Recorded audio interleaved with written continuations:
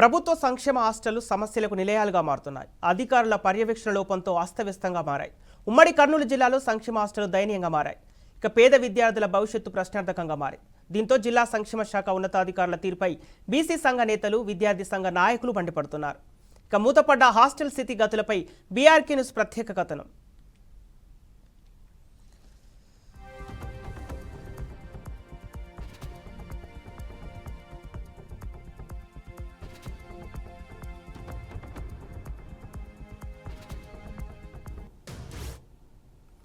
ఏపీలో ప్రభుత్వ వసతి గృహాలు నరకప్రాయంగా మారుతున్నాయి. ఉమ్మడి కర్నూలు జిల్లాలో బీసీ సంక్షేమ శాఖల ఆధ్వర్యంలో నిర్వహిస్తున్న వసతి గృహాల్లో కనీస సదుపాయాలు లేక విద్యార్థులు ఇబ్బందులు పడుతున్నారు. విద్యార్థులు కనీసం తాగేందుకు మంచినీరు కూడా లభించని పరిస్థితి ఏర్పడింది. ఇక బాత్రూమ్స్ దుస్థితి ఎవరికీ చెప్పుకోలేని విధంగా ఉంది. హాస్టళ్లను మరమ్మతు చేయించాల్సిన యంత్రాంగం పూర్తిగా నిర్లక్ష్యం చూపడంతో కొన్ని భవనాలు శిథిలావస్థకు చేరుకొని బూత్ బంగ్లాలను తలపిస్తున్నాయి.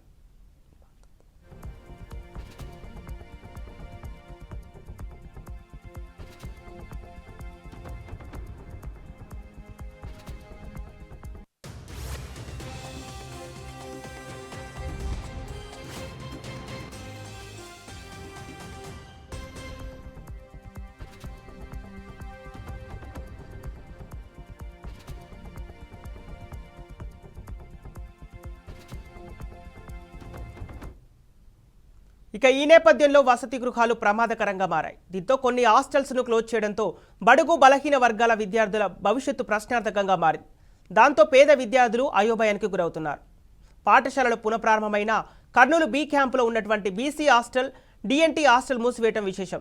ఇక ఎలాంటి ముందస్తు చర్యలు లేక, ప్రత్యామ్నాయం చూపలేక విద్యార్థుల భవిష్యత్తును దెబ్బతీశారనే విమర్శలు వెల్లువెత్తుతున్నాయి. జిల్లా సంక్షేమ శాఖ ఉన్నతాధికారుల తీరుపై బీసీ సంఘ నేతలు, విద్యార్థి సంఘ నాయకులు తీవ్ర స్థాయిలో దుమ్మెత్తిపోస్తున్నారు.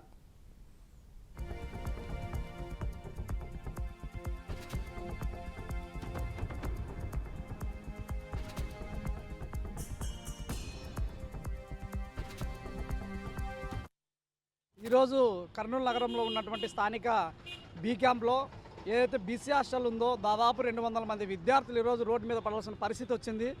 ఎందుకంటే ఈరోజు ఫెసిలిటీస్ సరిగ్గా లేవు, బిల్డింగ్ కూడా పాతది, పడిపోయే పరిస్థితుల్లో ఉంది. కాబట్టి విద్యార్థులందరూ కూడా ఖాళీ చేయండి, మీరు ఎక్కడికైనా వెళ్ళి చదవండి అని చెప్పేసి ఈరోజు బీసీ వెల్ఫేర్ మేడం గారు చెప్పే పరిస్థితి ఈరోజు కర్నూలులో నగరంలో నెలకొంది. దాన్ని అధికారులు అయితేనేమి, నాయకులు అయితేనేమి ఎవరు కూడా పట్టించుకోకుండా వ్యవహరిస్తున్నారు. ఒకప్పుడు దాదాపు 600 మంది విద్యార్థులు అక్కడ ఎంతోమంది చదివి ఎన్నో ఉన్నతమైన పదవులు పొందిన పరిస్థితులు కూడా ఉన్నాయి. అలాంటి బీసీ హాస్టల్లో ఈరోజు విద్యార్థులందరూ కూడా టీసీలు తీసుకొని వాళ్ళ చదువులు అక్కడికే ఆపేసి వెళ్ళిపోయే పరిస్థితి. ఈరోజు కర్నూలు జిల్లా అంటేనే వలసలకు నిదర్శనంగా ఉన్నటువంటి జిల్లా. అలాంటి వలసలకు వెళ్తూ క్రమంలో తమ పిల్లలను ఉన్నత విద్యలు చదివించాలని చెప్పి వాళ్ళ భవిష్యత్తు కోసం వాళ్ళని హాస్టల్లో చేర్పిస్తే ఈరోజు హాస్టల్లో ఉన్నటువంటి విద్యార్థులు సరైన ఫెసిలిటీస్ లేవని, మీరు ఉండొద్దని అని చెప్పేసి ఈరోజు ఆడ ఉన్నటువంటి వార్డెన్లు అలాగే వెల్ఫేర్ మేడం కూడా చెప్పాల్సిన పరిస్థితి నెలకొంది. కాబట్టి అధికారులు తక్షణమే స్పందించాలి.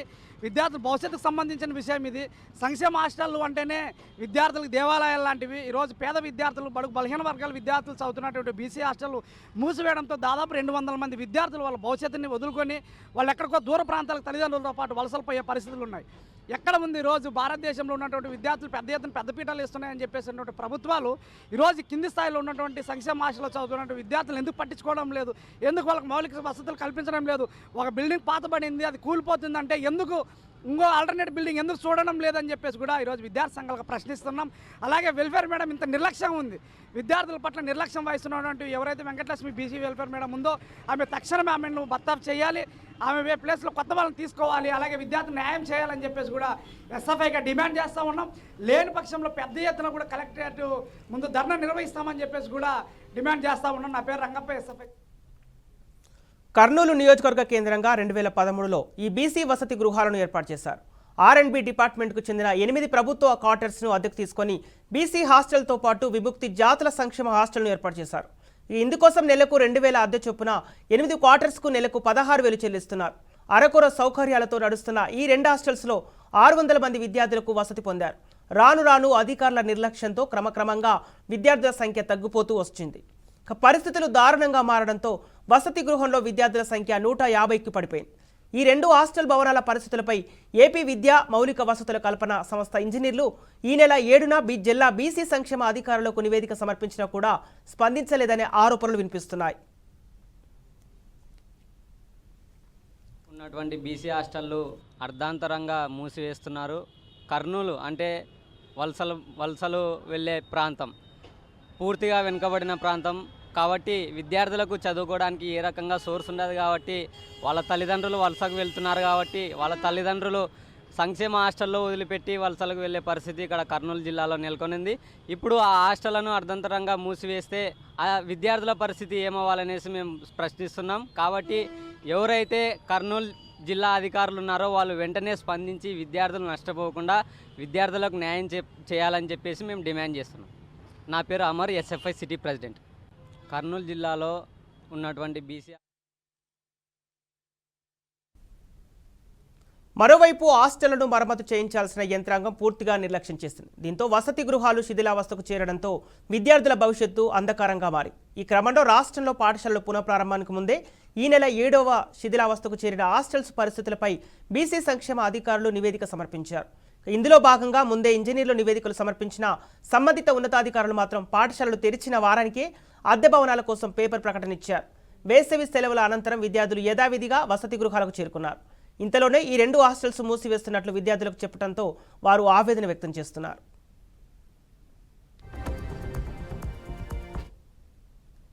పాఠశాలలు పునః ప్రారంభమైన నేపథ్యంలో అనేక మంది గ్రామీణ ప్రాంతానికి చెందిన పేద విద్యార్థులు ఉన్నత విద్యకు నోచుకోలేకపోతున్నారు.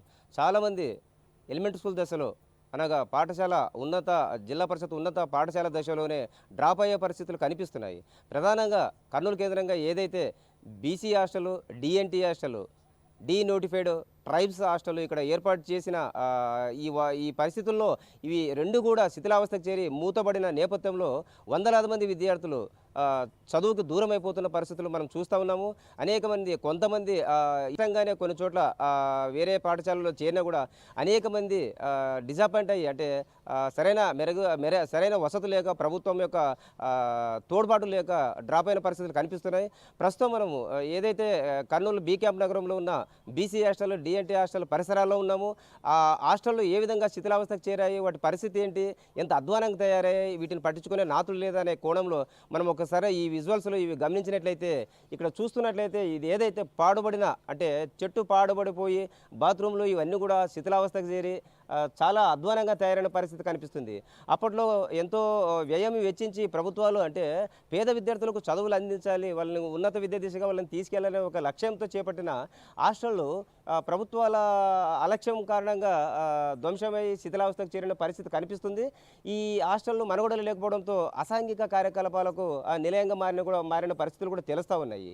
అంటే పిచ్చి మొక్కలు అంటే మొక్కలు నాటి ఈ వాతావరణంలో చెట్లు మొక్కలు నాటిపై ఎండిన కొమ్మలు ఇటు పడి వీటిని పట్టించుకునే నాదుడు లేకుండా కనిపిస్తూ ఉంది.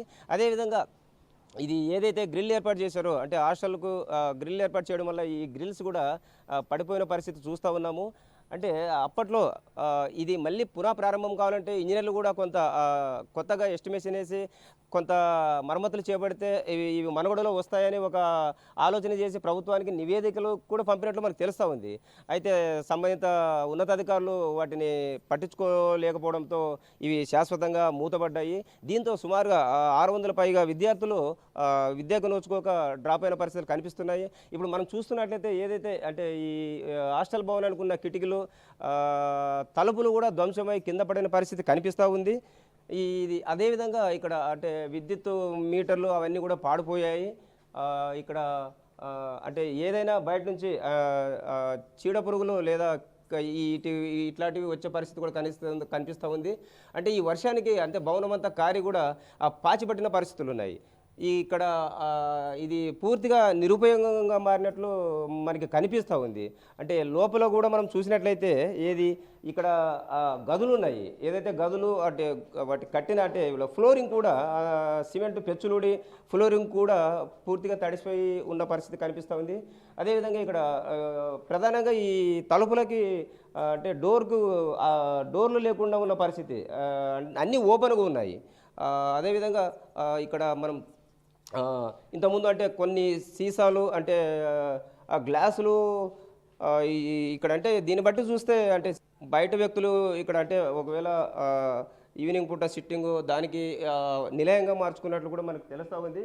అదేవిధంగా ఇటువైపు చూసినట్లయితే మనము పూర్తిగా కిటికీలు అయితే దరిదాపు అన్ని చోట్ల కిటికీలు అన్నీ పాడైపోయినాయి. ఇవి ఎవరికి వాళ్ళు దొంగలించి తీసుకెళ్లిన పరిస్థితి కనిపిస్తూ ఉంది. అదేవిధంగా లోపల కాంపౌండ్ వాళ్ళలో కూడా పూర్తిగా పిచ్చి మొక్కలు నాటేసినాయి. అంటే వీటిని పట్టించుకునే వాళ్ళు కూడా లేకుండా పరిస్థితి మనం చూస్తూ ఉన్నాము. అంటే ప్రభుత్వ విద్యార్థులకు వసతి నిలయాలు ఇంత దారుణంగా తయారయ్యి అంటే ఇక్కడ ఏదైతే బీ క్యాంప్లో చాలా కాస్ట్లీ ఏరియా అంటే విలువైన భవనాలు అంటే R&Bకి సంబంధించిన ఈ భవనాలు ఒకప్పుడు అద్దెకి తీసుకొని ఇక్కడ ఈ పనులు ప్రారంభించినట్లు అంటే ఈ హాస్టల్ ఏర్పాటు చేసినట్లు తెలుస్తూ ఉంది. అయితే ఈ మధ్య అంటే సంబంధిత అధికారులు మరి ఎందుకోసం వీటిని మూత వేశారు అంటే ఈ హాస్టల్స్ని వేరే దాంట్లో మెర్జ్ చేయాలనే ఆలోచన లేకపోతే అంటే మెయింటెనెన్స్ కష్టమని భావించారో తెలియదు. కానీ మొత్తం మీద ఈ హాస్టల్ను పూర్తిగా నిర్వీర్యం చేసేసిన పరిస్థితి కనిపిస్తూ ఉంది. పేరెంట్స్ కూడా చాలామంది తమ విద్యార్థులు ఇక్కడ బాగా చదువుకునే వాళ్ళు ఇక్కడ గతంలో ఇక్కడ చదువుకునే ఎంతోమంది కూడా ఉన్నత అవకాశాలు పొంది మంచి హోదాలో ఉన్నారని కూడా చెప్తా ఉన్నారు. పెంకులు కూడా ఊడిపోయాయి.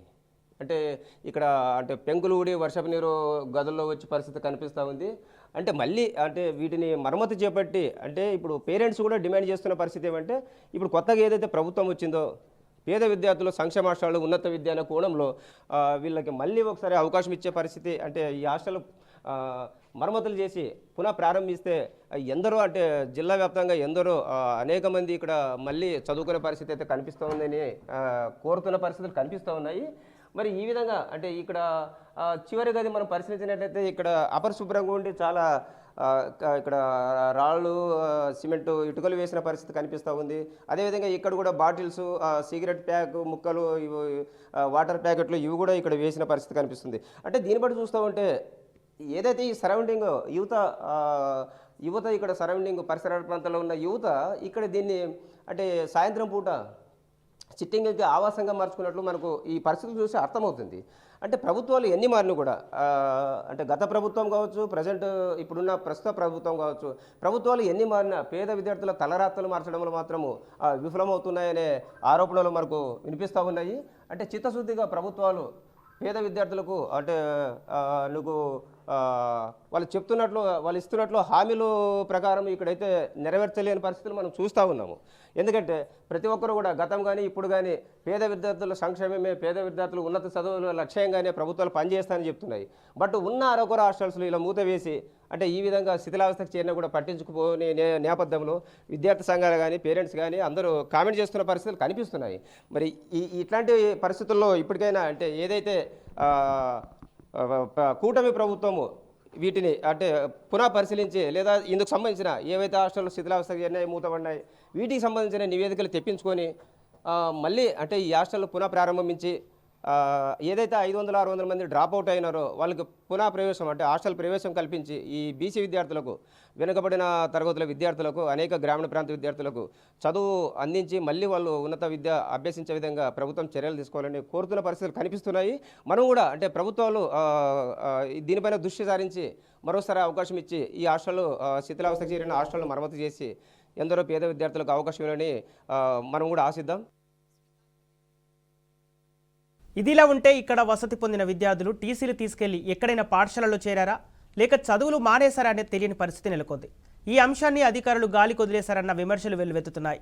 ఈ రెండు హాస్టల్స్ మంత్రి టీజీ భరత్ ప్రాతినిధ్యం వహిస్తున్న కర్నూలు అసెంబ్లీ పరిధిలో ఉండటంతో మంత్రి ప్రత్యేక దృష్టి సారించి వసతి గృహాలను మెరుగుపరచాలని స్థానికులు కోరుతున్నారు. మరి హాస్టల్స్ను మంత్రి మెరుగుపరుస్తారో లేదో వేచి చూడాలి.